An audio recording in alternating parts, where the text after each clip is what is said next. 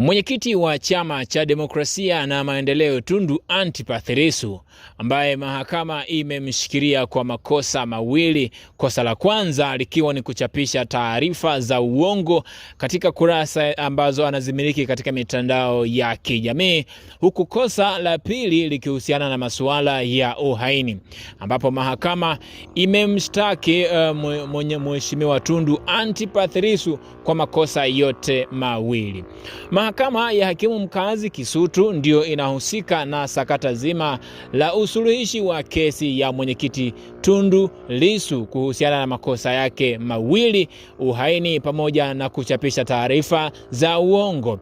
Sasa makosa yote mawili, mawakili wa Tundu Antipas Lissu wameonyesha upinzani kuhusiana na makosa yanayomkabili mwenyekiti Tundu Antipas Lissu kuwa taarifa au kesi ambazo Tundu Antipas Lissu anashutumiwa nazo sio za kweli.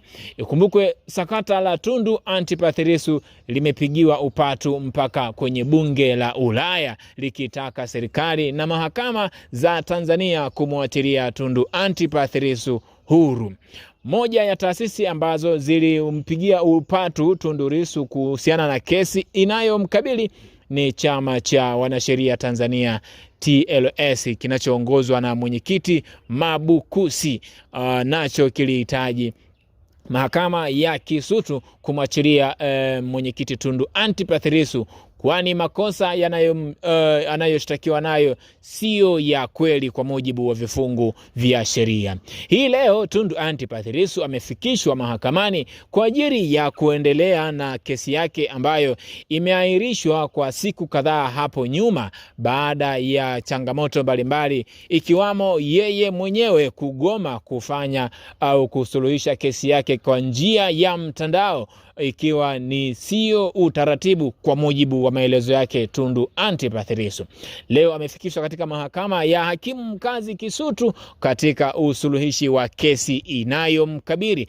Nini kinaendelea huko? Mimi ni Flowin Vitus, lakini cha ajabu zaidi kwenye kesi inayoendelea kumkabili Tundu Antipas Lissu, ameonyesha tabasamu anapoingia mahakamani mpaka anavyoelekea kizimbani. Moja ya jambo ambalo limewashtua wadau wengi zaidi kuhusiana na mwendelezo wa kesi ya Tundu Antipas Lissu.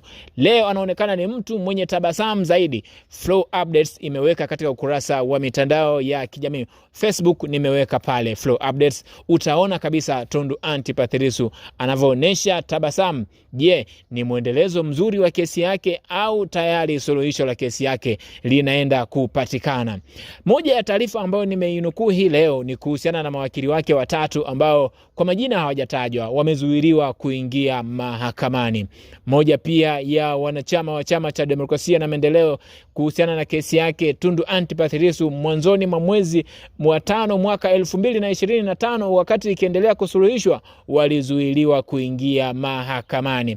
Leo kuna taarifa kwamba mawakili wake watatu wamezuiliwa kuingia mahakamani katika kusuluhisha kesi inayomkabili mwenyekiti Tundu Antipas Lissu. Tabasamu lake litatoa majibu baada ya hii leo na siku zijazo. Hii ni Flow Updates. Flow Habari inakuletea yote yanayojiri huko. Lakini cha msingi, ndugu yangu, usisahau kusubscribe, kucomment, kulike na kushare. Bonyeza alama ya kengele ukipata taarifa mpya kutoka kwenye peji yetu. Hii inakuletea updates zote zinazokuja huko, kimuziki, kiburudani, kisiasa, kiuchumi, kitaifa na kimataifa, michezo na burudani. Tupo pamoja.